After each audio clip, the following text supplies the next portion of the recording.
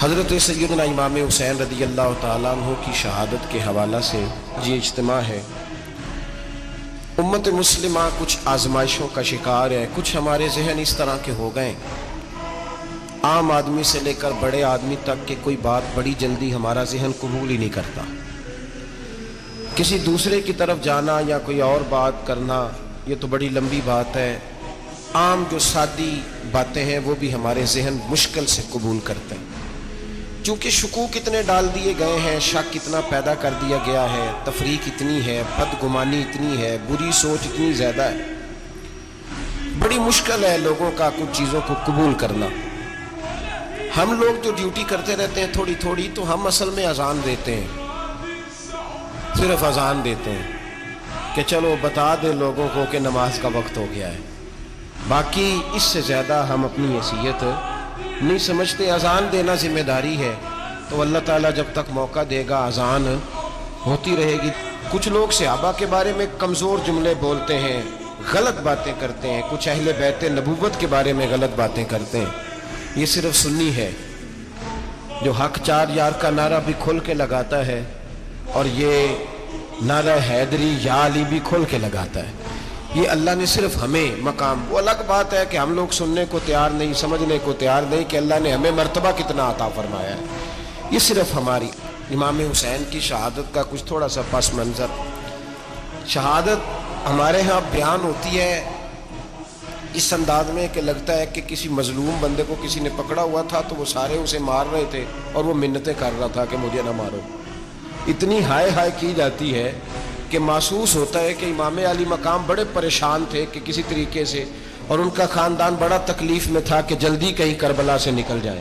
حالانکہ اس دھرتی پہ، اس کائنات پہ صبر، شجاعت، استقامت اور حوصلہ جس سے کائنات سیکھے گی وہ صرف امام حسین ہی ہے۔ اتنے بڑے صابر آدمی کے بارے میں اس طرح کا رویہ اختیار کرنا کہ وہ تو گویا اس طرح کر رہے تھے کہ بس کسی طریقے سے میری معذرت، تو یہ امام حسین کی مظلومیت سنا کے لوگوں کو اس طرح کا کر دیا جاتا ہے، یہ انداز بتایا جاتا ہے کہ شاید واقعہ کربلا رونے دھونے کا نام ہے، حالانکہ بات یہ نہیں ہے۔ یزید کی لشکر جو امام حسین کے مقابلے میں آیا، امام حسین کے لشکر کی تعداد 72 تھی، تو یزید نے 22,000 آدمی، مجھے بتائیے 72 کا 22,000 سے کوئی مقابلہ ہوتا ہے؟ بولیے۔ عمر بن سعد نے پھر عبید اللہ ابن زیاد کو لکھا کہ 22,000 بندے تھوڑے ہیں، کچھ بندے زیادہ بھیج۔ تو عمر بن سعد کو عبید اللہ ابن زیاد کہنے لگے کہ تو پاگل تو نہیں ہو گیا، 72 کے لشکر کا 22,000 بھیجا، اور کتنا بھیجوں؟ تو اس نے کہا تمہیں یہ نہیں پتا یہ لوگ کون ہیں؟ یہ مولا علی شیر خدا کی اولاد ہے، ان میں ایک ایک شخص ایسا ہے جو 1,000 کے مقابلے میں لڑنا جانتا ہے۔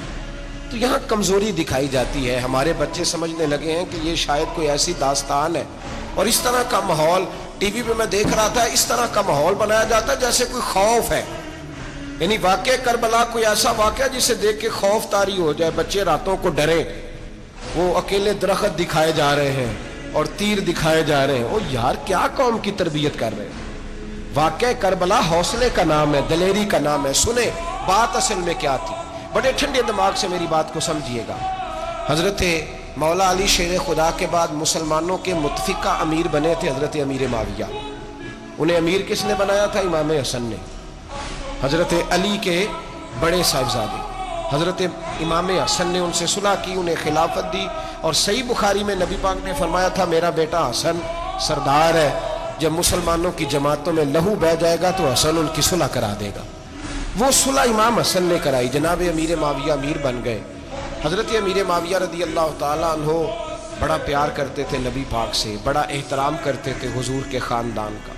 ان کی جو اجتہادی خطائیں ہیں وہ اپنی جگہ پہ موجود ہیں، چونکہ امام حسن نے ان سے صلح کر لی، لہذا ہم بھی ان کے بارے میں کوئی جملہ کہنے کے مجاز، ہماری مجبوری امام حسن ہے، اس لیے کہ جسے امام حسن صحیح کہے پھر امام حسن کے ماننے والے کو اسے غلط نہیں کہنا چاہیے۔ حضرت امیر معاویہ رضی اللہ تعالیٰ عنہ کا جب وصال ہوا تو حضرت امام حسن پہلے ہی ان سے وصال کر گئے، آپ کو زہر دے دیا گیا، آپ شہید ہو گئے۔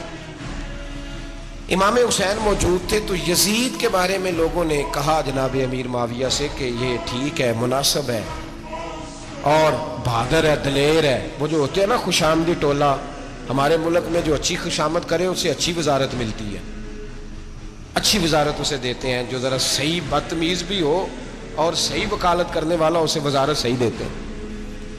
تو حضرت امیر معاویہ کے گرد بھی کچھ ایسے لوگ تھے، انہوں نے آپ سے کہا کہ یزید کو نامزد کر دے. تو آپ نے یزید کو بلایا، حوالہ مجھ سے دیکھ لیجئے گا. بلا کے فرمایا کہ 3 بندوں کے سامنے اپنی خلافت پیش کرنا، اگر وہ تجھے مان جائیں تو امیر بن جانا، نہ مانے تو چپ کر کے گھر بیٹھ جانا. وہ 3 بندے کون ہیں؟ جناب عبداللہ ابن عباس، حضرت عبداللہ بن زبیر اور امام حسین رضی اللہ تعالیٰ. یہ وصیت فرمائی جناب امیر معاویہ. ہوا یہ کہ یزید جب امیر بنا نا، 2-3 چیزیں ہوتی ہیں جب کسی بندے کو قابو کرنا ہوتا ہے، 2-3-4-5 چیزیں ایسی ہوتی ہیں جس سے بندہ قابو آتا ہے. تو اس نے بھی فوری طور پہ، یزید نے دیکھا میرے لیے مسئلہ کیا بن سکتا ہے. ولید بن عتبہ اس وقت مدینے کا گورنر تھا. یزید نے اس کو خط لکھا کہ امیر عرب کا رواج آج بھی ہے کہ جب تک نئے خلیفہ کی بیعت نہیں ہو جاتی پرانے کے انتقال کی خبر ہی نہیں دیتے، اس کو رکھے رکھتے ہیں. یہ ان کا طریقہ ہے. وہ کہتے ہیں کہ ولی عہد اچھی طرح قبضہ کر لے پھر بتائیں. حضرت امیر معاویہ کا وصال ہو گیا، بتایا نہیں. یزید نے اب کیا کیا، کیونکہ بڑا چلاک آدمی تھا، بڑا شاطر تھا، بڑا تیز تھا، بڑا عجیب اس کا مزاج تھا. یہ چلاک لوگ زندگی میں ہمیشہ دھوکہ کھاتے ہیں. چلاکیاں انسان کو گراتی ہیں اور اتنا منہ چھیل جاتا ہے کہ منہ پہچانا ہی نہیں جاتا. بندہ اپنے آپ کو رب رسول کے حوالے کر دے تو اللہ بڑی بہترین جزائیں عطا کرتا ہے.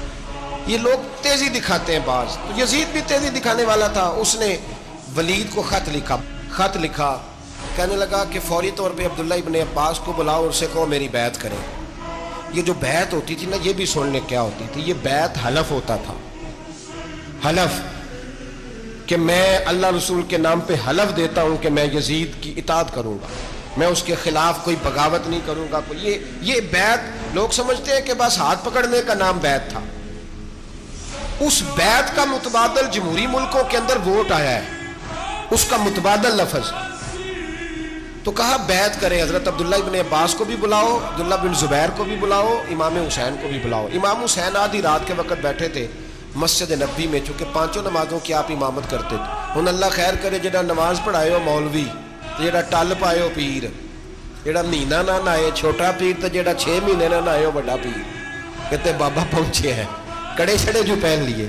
بھائی امام حسین تو نمازیں پڑھاتے تھے، مولا علی تو نمازیں پڑھاتے تھے، مسجد کے خطیب تھے. اب اس کو تو مولوی کہہ دیا جاتا ہے بیچارے کو. تو ملنگ کون ہوتا ہے جی؟ کہتے جڑا کپڑے کٹ پائے. کیا تماشا ہے، قوم جدھر دل کرتا ہے نکل جاتی ہے.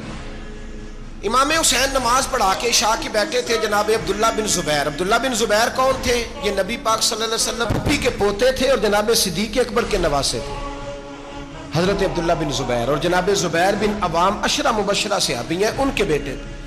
بہت زیرک آدمی تھے. یہ بھی امام حسین کے پاس بیٹھے. عبداللہ ابن عباس بھی تھے جو حضور کے چچا کے بیٹے ہیں، اس امت کے پہلے مفسر ہیں قرآن پاک. یہ لوگ بیٹھے تھے. تو ولید نے ایک بندہ بھیجا، اس نے آ کے کہا جناب آپ کو گورنر صاحب نے بلایا ہے. تو عبداللہ بن زبیر کہنے لگے حسین اس وقت بلانے کی بات سمجھ میں نہیں آئی. تو امام حسین بڑے بصیرت والے تھے، اللہ نے بصیرت دی تھی. کہنے لگے عبداللہ آپ کو سمجھ نہیں آئی، مجھے سمجھ آ گئی ہے، امیر معاویہ وصال کر گئے اور یہ ہمیں جو بلایا گیا ہے نا، یہ یزید کی بیعت کے لیے بلایا گیا ہے. تو کہا پھر آپ آدھی رات کو نہ جائیں، آپ کے لیے خطرہ ہوگا. تو امام حسین فرمانے لگے خطرہ حسین کو نہیں ہوتا، حسین کو خطرہ نہیں. کہا پھر بھی آپ مہربانی کریں ذرا احتیاط سے جائیں. تو جناب عبداللہ ابن زبیر نے، عبداللہ ابن عباس نے 14 بندے نیزے دے کے، تلواریں دے کے امام حسین کے ساتھ بھیجے اور کہا کہ امام حسین اگر اس نے کوئی غلط ملت بات کی نا، زبردستی بیعت کرنے کا کہا، تو آپ بس کوئی ایک بات اونچی آواز میں کر دینا، یہ سپاہی پیچھے آ جائیں گے. امام حسین ان 14 بندوں کو لے کے گورنر ہاؤس پہنچ گئے. جب آپ وہاں پہنچے اس نے بتایا، اس نے کہا جی حضرت امیر معاویہ انتقال کر گئے اور آپ نے یزید کی بیعت کرنی ہے. تو امام حسین فرمانے لگے میں چھپ کے بیعت نہیں کروں گا. مجمع لگاؤ، جمعے والے دن اعلان کرو.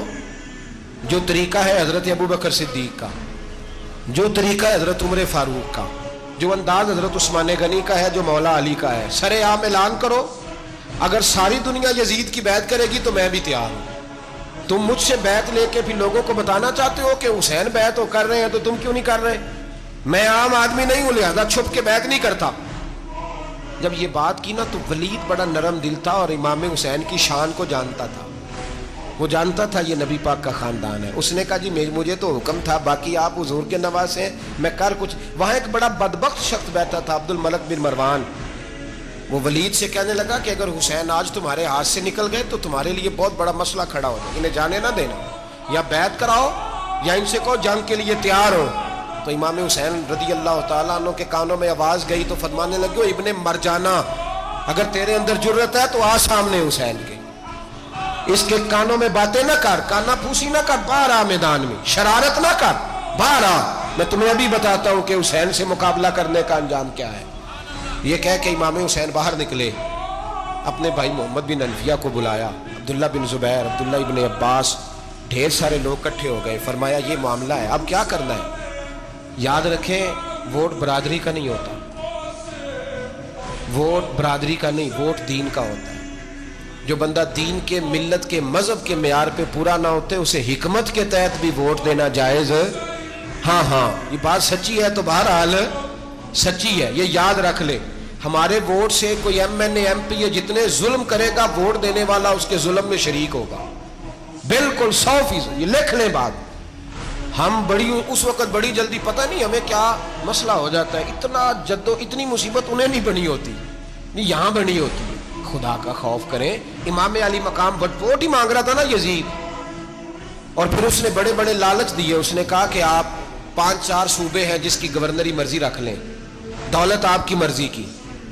تو پھر آج ہمیں بھی لوگ مشورہ دیتے ہیں، کہتے ہیں مسجد میں سیاست نہیں ہونی چاہیے. میں نے کہا کیا کریں، یہ امام حسین ہمیں مجبور کر گئے، کوئی نہ کوئی بات کرنی پڑ ہی جاتی ہے. امام علی مقام نے فرمایا چھپ کے ووٹ کی بات، بیعت کی بات نہیں ہو سکتی.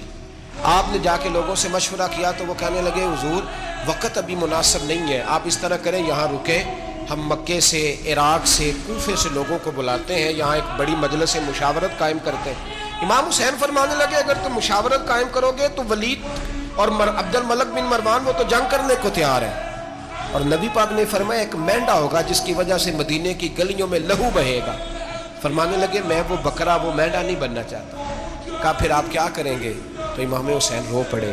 فرمانے لگے میں مدینہ چھوڑ جاؤں گا لیکن مدینے کی حرمت پامال نہیں ہونے دوں گا.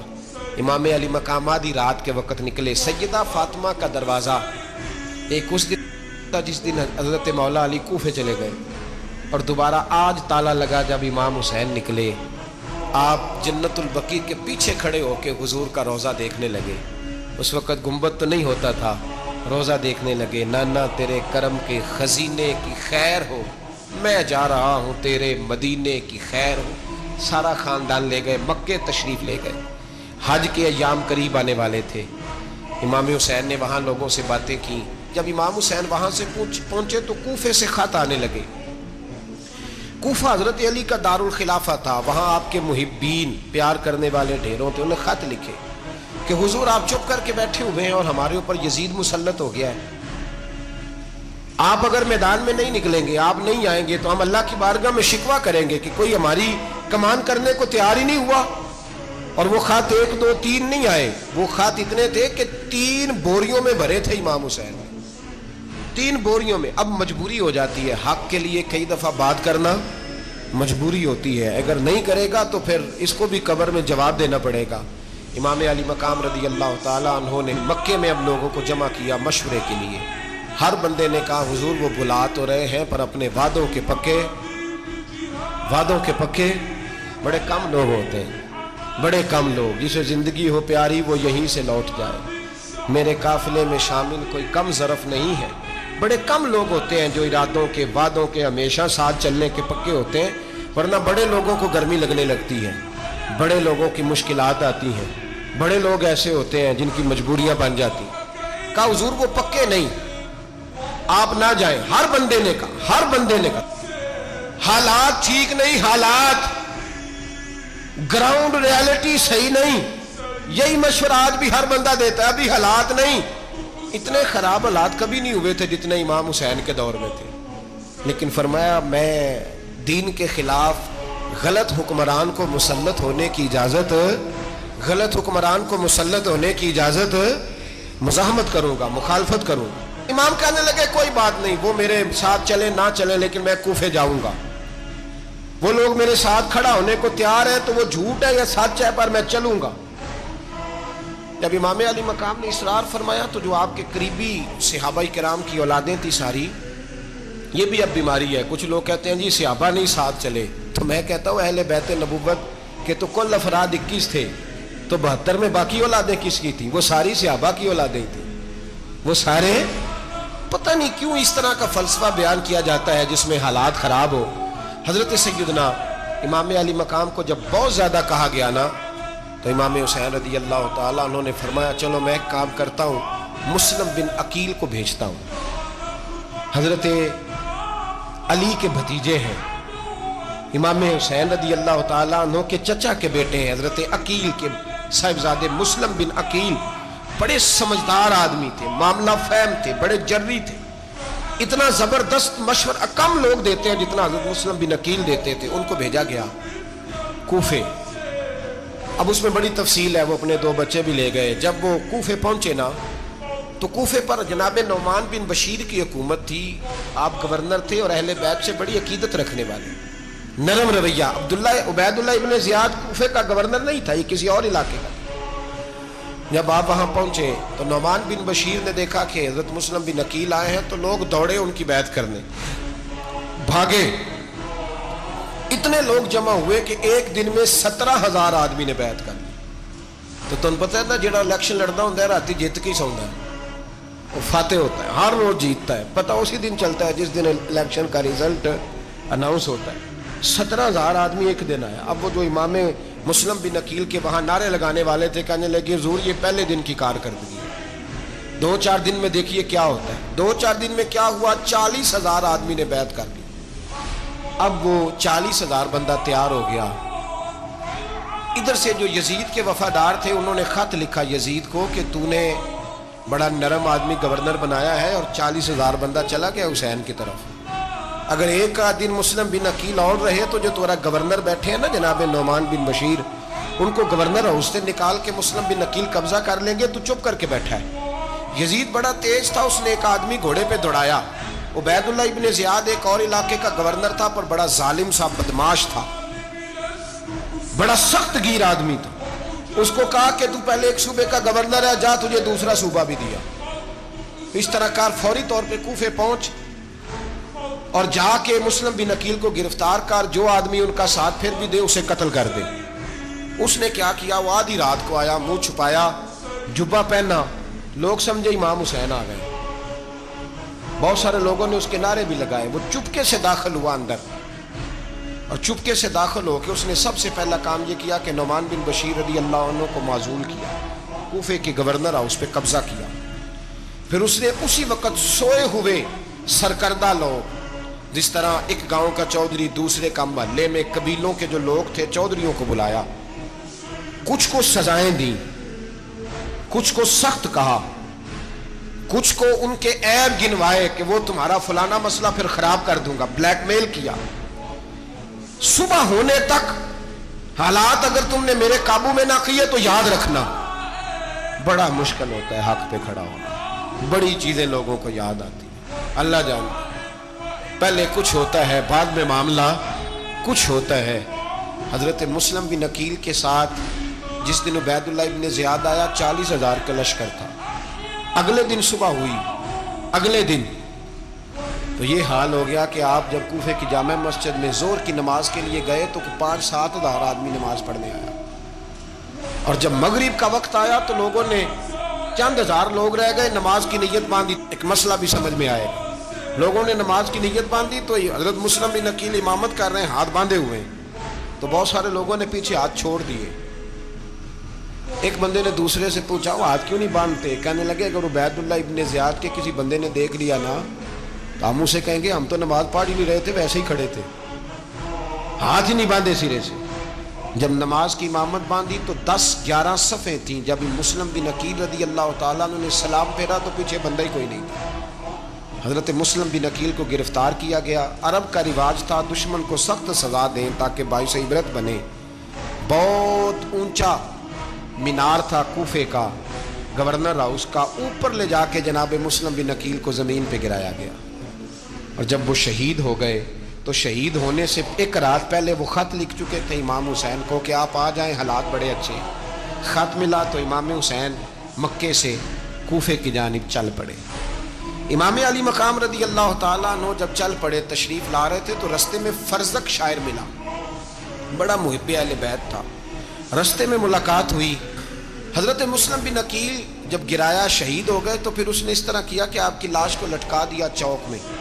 लोग देखते थे तो औरतें बच्चों को कहती थी तूने बाहर नहीं निकलना, हमने नहीं इमाम हुसैन के साथ चलना, बस बस बड़ा खौफ है, कोई बंदा ना बाहर निकले, कोई नहीं ज़रूरत हमें, हालात बेहतर होगी तो देखी जाएगी। आज कितने लोग हैं, कितनी देगें पकी, कितनी न्याज़ें बटी, क्या कुछ हुआ। आप नाराज़ ना होना, मैं आप में से हूँ, आप मुझसे हैं, ये बात आपकी नहीं मेरी सब की है। आज भी अगर इमाम हुसैन के नाम पे जान देने की बारी आएगी तो देगे रह जाएंगी। नाराज तो नहीं हो गए आप लोग? फटाफट माएँ कहेंगी बाहर नहीं जाना, बिल्कुल पुत्र सानू की लगे, सारा दिन कोई हमारे लिए। वो पीर साहब तो करते रहते हैं बातें, उनका तो काम है, खबरदार हमने नहीं जाना। देगे देने को सारे तैयार हैं, जाने देने को तैयार होना। नाराज हो गए आप लोग? चलो कोई नहीं, हो जाओ, खैर सल्ला है, बात तो ठीक कर रहा हूँ ना। हज़रत इमाम हुसैन रज़ी अल्लाह ताला अन्हु ने फरज़क शायर रस्ते में मिला तो इमाम हुसैन को कहने लगा कहाँ जा रहे हैं? फरमाया मैं कूफे जा रहा हूँ। कहने लगा हुजूर ना जाइएगा, लोगों के दिल आपके साथ हैं, तलवारें आपके साथ नहीं। हर बंदा नहीं कहता असी वैसे उंज ना उंज असी हिमायत फराडियां दी करन डे हैं तो फिर छड़ दे क्यों नहीं हैं? उंज धोखेबाज ही इन्हें कराया उंज कख नहीं तो फिर छोड़ दो जान, तुम ही छोड़ दो। ये बंदा बात सही कर रहा है, बंदा वैसे ये बात सही कर रहा है पर अजय हालात नहीं ठीक है दे वाले बंदे ठीक ने, पर क्या तमाशा है, कब तक ऐसा रहेगा कि कब तक ये बात चले। सैयदना इमाम हुसैन रज़ी अल्लाह ताला अन्हु को आके कहा हुजूर वो सारे कूफे वाले मानते हैं कि बात हुसैन की ठीक है लेकिन आपकी सपोर्ट नहीं करेंगे। और अगली बात फरज़क ने यह की कि हुजूर मैं हज़रत मुस्लिम बिन अकील की लाश को लटकी हुई देख के आया हूँ कूफे के चौक में। बड़ा ही खूबसूरत फिक्रा है इमाम हुसैन का। फरमाने लगे मेरा भाई लटका हुआ था, कहीं किसी के आगे झुका तो नहीं था? लटका ही था ना, कहीं झुका तो नहीं किसी के आगे? कहा हुजूर नहीं। तो आप फरमाने लगे अगर मुस्लिम बिन अकील लटक गया तो हुसैन भी लटक जाएगा, लेकिन झुकेगा। हजरत इमाम हुसैन तशरीफ लाए, बच्चों समेत आए। हुर बिन यजीद एक शख्स था, हुर बिन यजीद, हुर बिन यजीद नाम याद रखना। हुर बिन यजीद एक मुख्तसर सा लश्कर लेके उसने इमाम हुसैन को एक जगह पे रोका, फिर दूसरी जगह पे रोका, बिल आकर तीसरी जगह पे रोका। तो इमाम हुसैन ने फरमाया जगह कौन सी है? कहा हुजूर करब बला। फरमाया बस यही खैमे लगा दो, यही। हजरत सैयदा ज़ैनब ने पूछा इमाम हुसैन से कि सारे जमाने ने रोका है, ठीक है आप हक पे हैं, ये भी सब ने कहा आप हक पे हैं, पर रोका भी सब ने, आप रोके क्यों नहीं? तो इब्ने कसीर और इब्ने असीर लिखते हैं इमाम हुसैन रो पड़े, कहने लगे बहन मैं रुक जाता पर मैंने रात को नाना मुस्तफ़ा को ख्वाब में देखा है। तो हुजूर ने फरमाया हुसैन अगर आज ये रिवाज पड़ गया ना यजीद जैसे लोगों का तो क़यामत तक पड़ा रहेगा। फिर लोग कहेंगे कोई निकला नहीं था तो हमें भी निकलना, फिर लोग जालिमों के सामने गर्दनें झुकाने के आदी हो जाए। मैं कहता रहता हूँ, कह रहा हूँ, करबला की जंग कुफर इस्लाम की जंग नहीं, कुफर इस्लाम की जंग नहीं करबला की, क्योंकि यजीद तो बड़ा पक्का नमाजी था, खुतबा देता था वो। तो जब इमाम हुसैन रज़ी अल्लाह ताला अन्हु ने करबला के मैदान में जुमे का दिन था तो यजीद के सामने को बात करनी शुरू की अमर बिन साद के सामने। तो अमर बिन साद कहने लगा हुसैन ज्यादा बातें ना कर, हमारा जुमा लेट हो रहा है, जंग के लिए तैयार हो, फटाफट आ। अहले बैत नबुव्वत को कत्ल करेंगे और कत्ल के बाद फिर नमाज पढ़ेंगे और फिर कहेंगे अल्लाहुम्मा सल्ली अला मुहम्मदिन व अला आले मुहम्मद, उसी नमाज में फिर दरूद भी पढ़ेंगे। ये कैसा मर्तबा है, कैसा अंदाज है, दोस्ती कातिल से भी मकतूल से याराना भी। हुर बिन यजीद इमाम हुसैन से कहने लगा मुझे हुक्म है आपको रोकने का, आप आगे नहीं जा सकते। इमाम साहब ने फरमाया वजह? ज़मीन अल्लाह की है। उसने कहा आप बैत नहीं कर रहे, यजीद की हालात आपके हक में दुरुस्त नहीं है, आप नहीं जाएंगे। इमाम रुक गए। ज़ोहर की नमाज का वक्त हुआ तो हज़रत अली अकबर इमाम हुसैन के बड़े साहिबजादे उन्होंने अज़ान ज़ोहर पढ़ी तो हुर बिन यजीद के लश्कर ने इमाम हुसैन के पीछे नमाज अदा की। کہا بھئی تم مقابلے میں آئے ہو نماز پیچھے پڑھتے ہو؟ کہا حضور مقابلہ تو تلواروں سے کر رہے ہیں پر ہمارا دل تو مانتا ہے نا کہ مصطفیٰ کا نواسہ بڑی شان والا ہے۔ حر بن یزید نے 3 نمازیں لشکر سمیت امام حسین کے پیچھے پڑھی ہیں، 3 نمازیں، ظہر اثر اور مغرب۔ پھر امام حسین کے سامنے شرائط پیش کی کہ آپ کو یہاں گھیر لیا گیا ہے، یہاں آپ بیعت کریں گے، یہاں آپ جنگ کریں گے، 2 ہی باتیں۔ امام حسین نے فرمایا نہیں بھائی بیعت تو میں نہیں کرتا، اس کے علاوہ تم جو کہتے ہو میں کرنے کو تیار ہوں۔ اس نے خط لکھا، عبید اللہ ابن زیاد کو ایک بندہ دوڑایا پیچھے، کوفے چند میل پہ کوفہ تھا، کہا وہ نہیں مان رہے، کیا کرنا ہے؟ تو حسین ابن علی ہے، میں زیادہ دیر انہیں روک بھی نہیں سکتا۔ انہوں نے پیغام دیا حر بن یزید کو کہ کرنا کچھ بھی نہیں، ان کا پانی بند کر دو، بلیک میل کرو، کھانا پانی نہیں ملے گا، چھوٹے چھوٹے بچے ہیں، خود ہی مان جائیں گے۔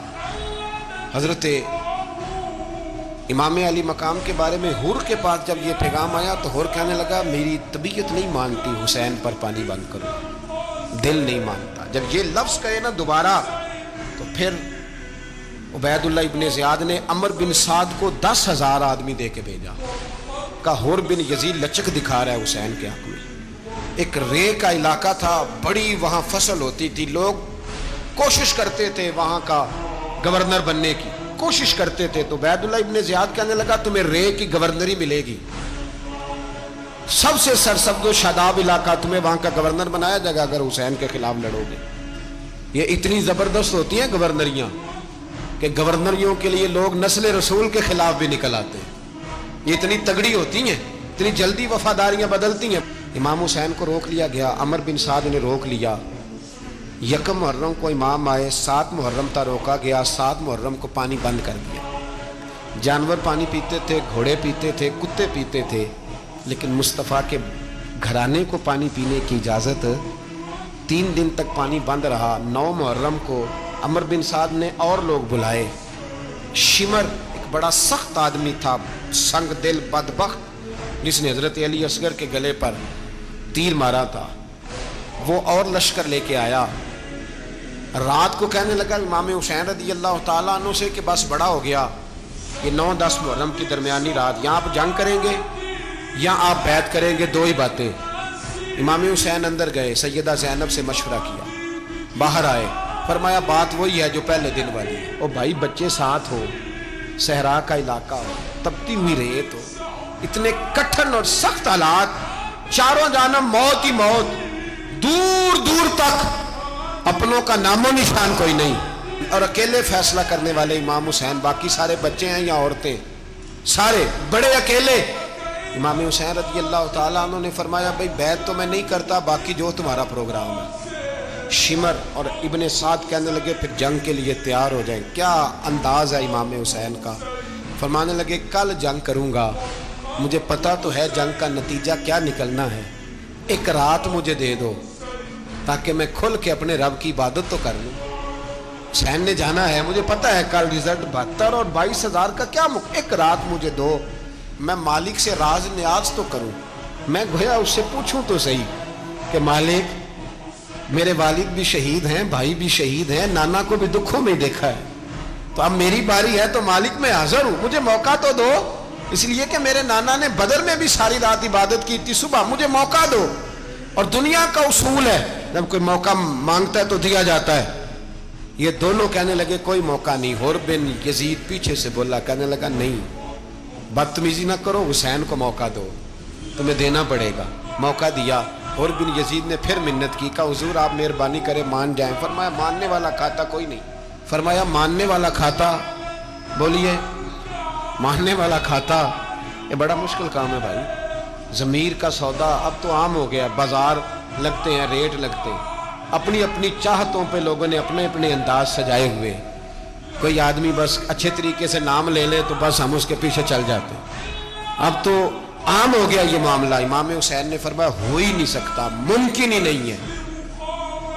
ساری رات عبادت میں گزری، ریاضت میں گزری، تہجد کا وقت ہوا تو گھر والوں کو بلایا، فرمایا دیکھنا تمہاری سی کی آواز نہ باہر آئے، خبردار سی کی آواز نہ آئے۔ اور امام زین العابدین سے فرمایا تو بیمار ہے، تو جہاد نہیں کرے گا، لیکن خیال رکھنا پیچھے۔ اور بڑی قیمتی بات بتا رہا ہوں، ہماری بیویاں کسی کے گھر میت ہو جائے تو 4 دن بخار نہیں اترتا، امام علی مقام نے سیدہ زینب سے فرمایا تو بڑی ہے میری بہن ہے، پیچھے سارے بچے ہیں جوان ہیں، ان کے حوصلے تیری ذمہ داری ہیں۔ صبح جنگ کا طبل بجنے لگا، فجر کی نماز پڑھی، سورج چڑھا، 10 محرم کا دن جمعے کا وقت، جناب سیدنا امام حسین رضی اللہ تعالیٰ عنہ نے ریت پر سجدے کیے، لمبے سجدے، لمبی نماز، سورۃ الشمس کی آیات دوسری رکعت میں پڑھی تو سارا کربلا گونجنے لگا۔ کیا انداز تکلم تھا امام علی مقام کا۔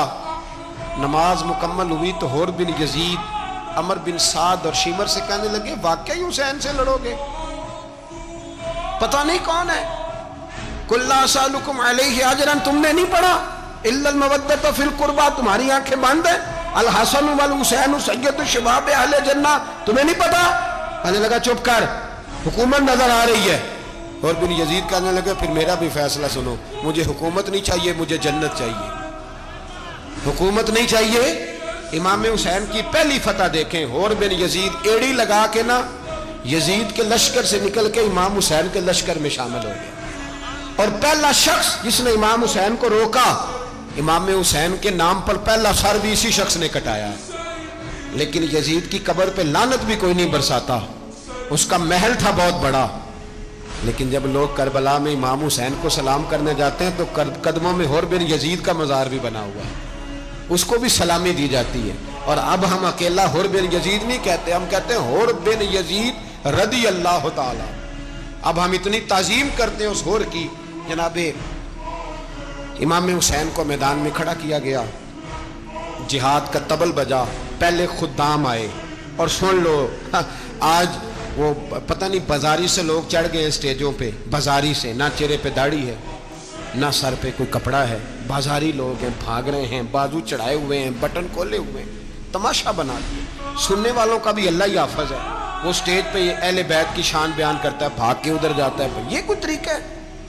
سننے والوں کا بھی عجیب انداز ہے، ہر بندے کو سننے بیٹھ جاتے ہیں۔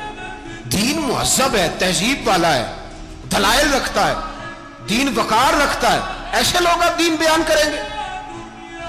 حضرت سیدنا امام حسین رضی اللہ تعالیٰ عنہ صبح جب جہاد کا وقت آیا، پتہ ہے کون کون تھے کربلا میں؟ امام حسین کے ساتھ امام حسین کے 4 بھائی تھے کربلا میں۔ کتنے؟ بول کے بتائیں۔ حضرت علی کے 4 بیٹے، عباس بن علی، جن کو حضرت عباس کہا جاتا ہے نا، علمدار، یہ حضرت علی کی دوسری زوجہ میں سے۔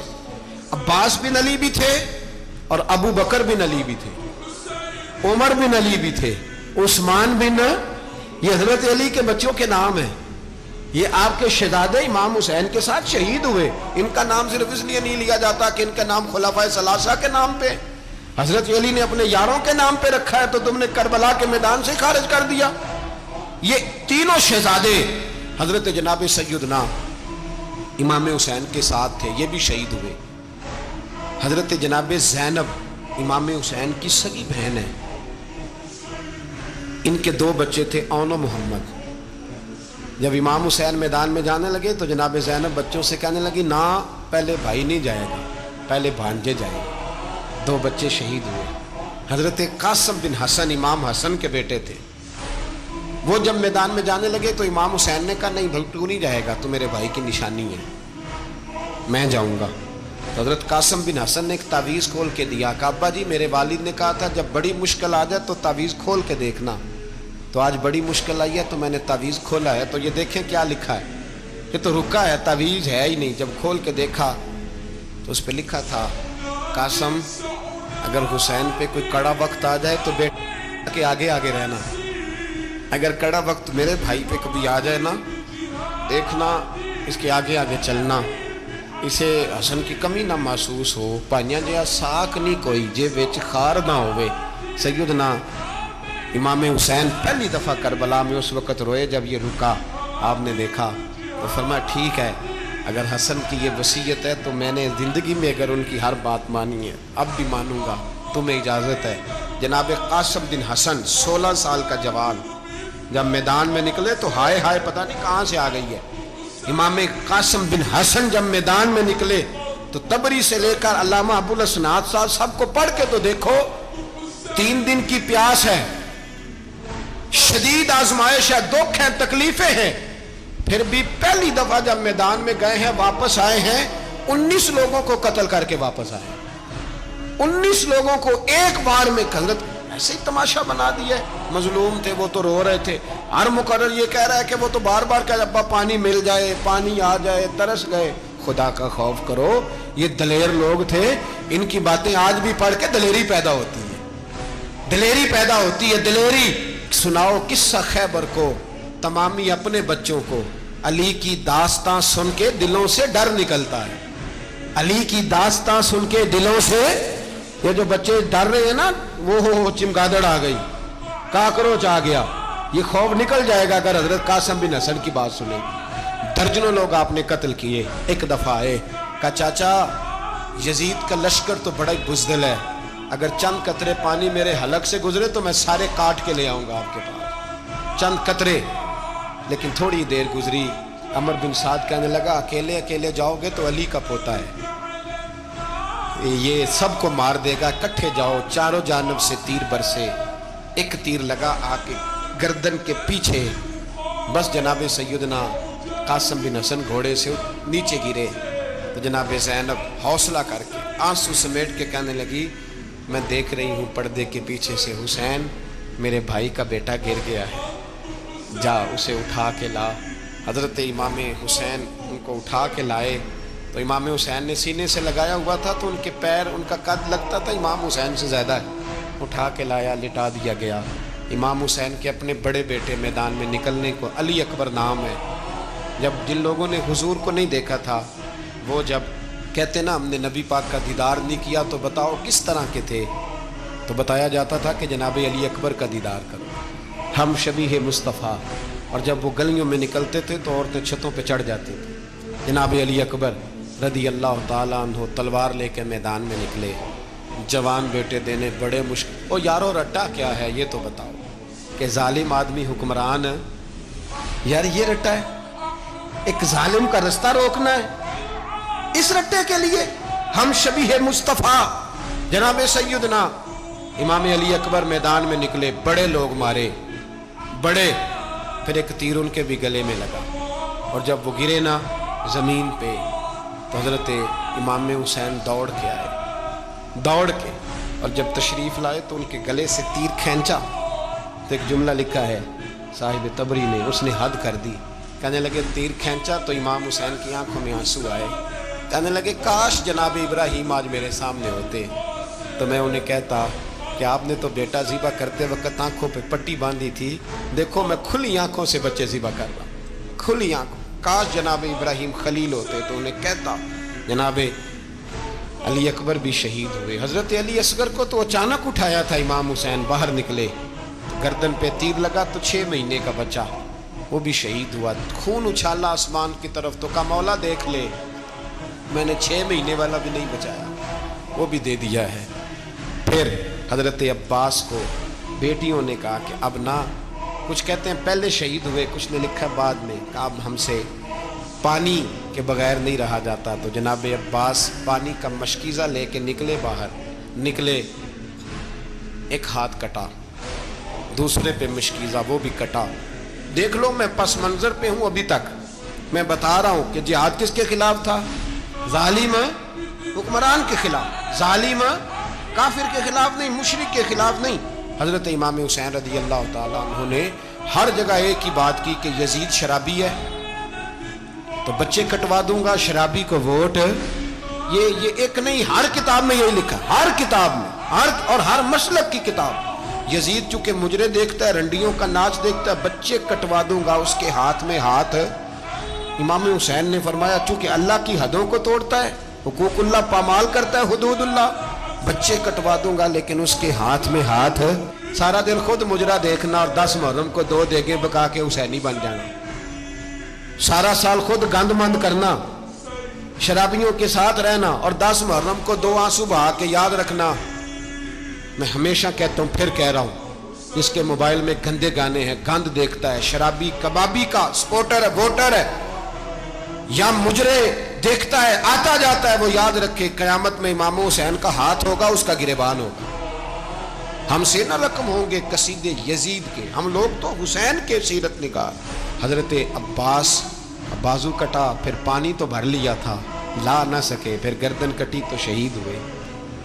بچوں کی بھی شہادت ہوئی، پر جب ان کا لاشا اٹھایا تو امام حسین کہنے لگے مولا اب نہ حسین کی کمر کمزور ہو گئی ہے، اب کمزور ہو، اور بھائی ایک میت ہو جائے تو 4-5 دن تو پوری آنکھیں نہیں کھلتی، کیسا جری خاندان ہے۔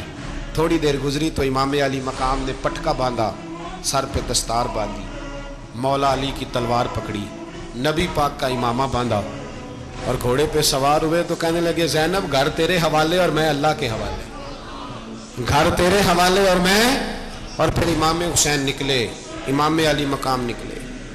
راوی کہتے ہیں کہ یہ جلوہ پہلے بھی بڑے سونے تھے، پر آج جو رنگ دیکھا وہ کبھی نہیں دیکھا۔ کیا انداز تھا، جدھر جاتے نعرہ لگاتے تو حد ہو جاتے۔ اتنے لوگ امام حسین نے کاٹے، اتنے کاٹے، پھر واپس پلٹ کے آئے اور کہنے لگے زینب ذرا پردے کے پیچھے سے دیکھ تو صحیح میری بہن، ان بزدلوں کو جرت ہی نہیں ہو رہی حسین کے مقابلے میں آنے، ایک دوسرے کو دھکا دیتے، تو جا تو جا، پھر اکٹھے وار ہوئے۔ یہ کون ہے کٹا ہوا، لباس ہے پھٹا ہوا، یہ بال یقین حسین ہے، نبی کا نور عین ہے۔ پھر چاروں جانب سے تیر برسے تو امام علی مقام چونکہ نماز کا وقت ہو گیا تھا، اترے گھوڑے سے، خون بہ رہا تھا، گرم ترین ریت سے تیمم کیا، سر سجدے میں رکھا، اور جب شمر آپ کی گردن کاٹنے لگا تو کہنے لگے ٹھہر جا ذرا رب سے ایک بات کر لینے، اور پھر بولے امام حسین، کہنے لگے مالک تو اب بتا کہ حسین سے راضی ہے کہ ناراض ہے، تو بتا۔ تو پھر ایک آواز آئی، یا ایتھا النفس مطمئنہ ارجعی الی ربک راضیۃ مرضیہ، فرمایا نفس مطمئنہ واپس آ جا، تو اللہ سے راضی ہے، اللہ تجھ سے راضی۔ امام حسین وہاں شہید ہو گئے۔ اب یہ قافلہ امام حسین کا سر کاٹ، ذرا دیکھنا غور کرنا، سر کاٹ کے نیزے پہ رکھا ہے، جسم کربلا میں پڑا ہے، عورتوں کو گھوڑوں پہ بٹھا کے لے جایا گیا یزید کے دربار میں۔ یزید پہلے عبید اللہ ابن زیاد نے بدتمیزی کی، پھر یزید نے کی۔ سعودی عرب کا ایک مولوی بول رہا تھا، سعودی عرب کا، ان سے بھی بڑا عشق ہے، جس نے تقریر سننی ہو میرے پاس ہے۔ ہمیں لوگ مشورے دیتے ہیں کہ جو یزید کو اچھا کہے اور حسین کو باغی کہے اس کو ہم امام مان لیں، اس بے شرم بے حیا کو جو نبی پاک کے گھرانے کے بارے میں بکے اسے امام۔ سعودی عرب میں مسجد نبی میں درس دینے والا جس نے تقریر سننی ہو میرے پاس ہے، وہ کہتا ہے یزید تو بڑا اچھا آدمی تھا، اس نے تو بڑی خدمت کی، تو میں نے اسے کہا رشتہ داری کر لیا یزید کے ساتھ، قریب ہو جا۔ شرم نہیں آتی؟ آج بھی نبی پاک کا دل دکھاتے ہو، حیا نہیں آتی، خیال نہیں آتا؟ اور لوگ گھر میں بیٹھ کے باتیں کرتے ہیں، کہتے ہیں جی جو بیت اللہ میں ہو وہ بھی برا ہو سکتا ہے۔ بیت اللہ میں تو 360 بت بھی تھے، وہ اچھے تھے۔ مدینے میں تو 360 منافق بھی رہے، پوری سورہ منافقون نازل ہوئی، وہ اچھے تھے۔ عجیب تماشا بنا دیا لوگوں نے مذہب کا۔ کہتا ہے یزید نے تو بڑی خدمت، تو عبید اللہ ابن زیاد نے قتل کیا۔ بے شرمو، اگر عبید اللہ ابن زیاد نے بھی قتل کیا تھا تو حکومت کس کی تھی؟ تو پھر یزید نے عبید اللہ ابن زیاد کو سزا کیوں نہیں دی، بلکہ ایک جگہ 2 گورنریاں دی اس کو؟ یہ حال کیا۔ بلکہ سنو کہ یزید چھڑیاں مار رہا تھا، چھڑیاں۔ امام حسین کے لبوں پہ تو نعمان بن بشیر صحابی تھے، بول پڑے، کہنے لگے یزید بدبخت، ہاتھ پیچھے اٹھا، مجھے اللہ کی عزت کی قسم میں نے سینکڑوں بار نبی پاک کو ان ہونٹوں کو چومتے دیکھا ہے۔ حضرت جناب زینب عورتوں کے مجمع میں پیچھے ہو کے بیٹھی ہیں۔ یزید کے پاس جب پہنچا لشکر تو یزید کہنے لگا دیکھو اللہ نے مجھے عزت دی اور میرے مخالفوں کا کیا حال ہوا۔ تو بی بی زینب بول پڑی، اتنے صدمے سہے پر آواز توانا ہے، جاندار ہے، جاندار۔ ہمارا کسی بندے سے جائیداد کا رٹا نہیں، ہم تو چاہتے ہیں امت اکٹھی ہو جائے، لیکن جو بندہ نبی پاک کی ماں کو دوزخی کہے، حضور کے باپ کو جہنمی کہے، یزید کو امیر المومنین کہے، اس کے ساتھ اتفاق رائے کر لیا جائے، یہ مذہب ہماری سمجھ میں نہیں آتا، بالکل نہیں آتا، قطعاً نہیں ہماری سمجھ میں آتا۔ کیسے اتحاد کر لیا جائے؟ یہاں تو میرے بھائی جو ہمارے ابا کا مخالف ہو اس سے اتحاد نہیں ہوتا، اور جو نبی پاک کے والد کو دوزخی کہے اس سے اتحاد ہو جائے۔ کہتے ہیں جی وہ جی اتنی فرقہ واریت ہو گئی، ہم کس مسجد میں جائیں؟ 60 پارٹیاں پاکستان میں رجسٹرڈ ہیں جو الیکشن لڑتی ہیں، کبھی کسی بندے کو ٹینشن نہیں ہوئی کہ کس کے پاس جائیں کس کے پاس نہ جائیں۔ کبھی نہیں کوئی بولا کہ اب وہ بھی کھڑا ہو گیا, وہ بھی, کوئی ٹینشن نہیں. مذہب کی باری ٹینشن ہو جاتی ہے. اتنا بڑا مذہب ہوتا ہے بھائی, غلط بندے بھی آ جاتے ہیں بیچ میں, تھوڑا پہچان کے چلنا پڑتا ہے صحیح کون ہے اور غلط. اور یہی تو ہمیں امام حسین نے بتایا ہے کہ مذہب کے اندر ہی تم نے شناخت کرنی ہے کہ بندہ ٹھیک کون ہے اور بندہ غلط. یہی تو کربلا ہے, یہی تو امام حسین نے بتایا, کفر اسلام نہیں, حق اور باطل. تو سمجھیے گا, حضرت سیدہ زینب نے جب سنا نا کہ یہ کہہ رہا ہے کہ مجھے اللہ نے عزت دی, تو جناب زینب بولی, نعمان بن بشیر کہتے ہیں بی بی بولی, اتنے صدمے ہیں پر جناب زینب بولی اللہ اکبر, اس انداز میں بولی کہ پہلے قرآن مجید کی آیت پڑھی, کہنے لگی وَتُعِزُّ مَن تَشَاءُ وَتُذِلُّ مَن تَشَاءُ بِيَدِكَ الْخَيْرُ إِنَّكَ عَلَىٰ كُلِّ شَيْءٍ قَدِيرٌ. اور پھر کہنے لگی یزید تو بکتا ہے, کہتا ہے کہ تو عزت والا ہو گیا, یہ تیری حکومت ہے, 4 دن گزرنے دے, تجھ پہ کوئی لعنت بھی نہیں برسائے گا, اور میرے بھائی کا قیامت تک ممبروں میں اور خطبوں میں ذکر ہوا کرے, وقت گزرنے دے. جب جناب بی بی زینب بول رہی تھی تو حضور کے ایک نابینا صحابی پاس بیٹھے تھے, جناب نعمان بن بشیر کا ہاتھ ہلایا, ہلا کے کہنے لگے کیا علی آ گئے؟ تو علی کی آواز لگتی ہے, جبریل امی بول رہے ہوں جیسے, حکمت کے گوہر رول رہے ہوں جیسے, دربار دمشق میں بی بی زینب کا خطاب, منبر پہ علی بول رہے ہوں جیسے. میرے بھائی بس کربلا والا قافلہ تو مدینے پہنچ گیا, 3 سال یزید نے حکومت کی, شرابیں عام ہو گئی, مکے پہ حملہ ہوا, خانہ کعبہ کا غلاف جلا, مدینے پہ اس نے حملہ کیا, 3 دن مسجد نبوی میں اس نے گھوڑے باندھے, مسجد نبوی میں صحابہ کو نکال کے اپنا اس نے امام مقرر کیا, لیکن پھر امت نے اسے قبول نہ کیا, پھر وہ رسوا ہوا اور آج تک وہ رسوا ہے. لیکن امام حسین کا نام کل بھی زندہ تھا اور آج بھی. درس یہ ہے, درس یہ ہے, پیغام یہ ہے, پیغام یہ ہے, یاد رکھو موت تیزی سے آ رہی ہے, ہمارے ساتھ والے دائیں بائیں والے سب چلے گئے, اسی طرح نمبر لگے گا, ایک دن اعلان ہوگا, ضمیر کے قیدی بن کے زندگی نہ گزارو, بالکل نہ گزارو, یہ تھوڑی سی زندگی ہے, دنیا سجن المومن.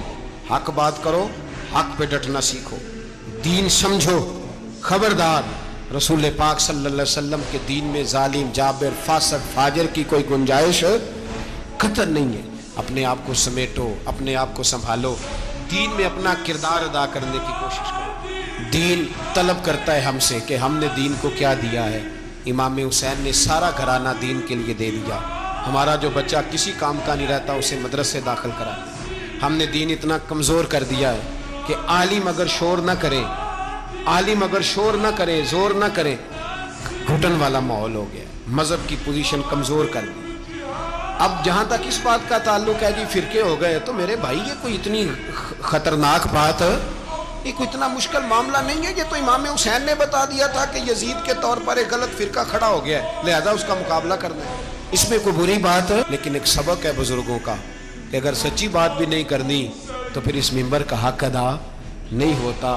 جو سچ بولے وہ حسینی ہے, جو ظالم کے سامنے کھڑا ہو جائے وہ حسینی ہے. جو مصلحت کوش ہو, جو کہے ٹائم نہیں, گراؤنڈ ریالٹی نہیں, حالات نہیں, طبیعت نہیں, موقع نہیں, تو ابھی امام حسین کے پیغام کو نہیں سمجھا.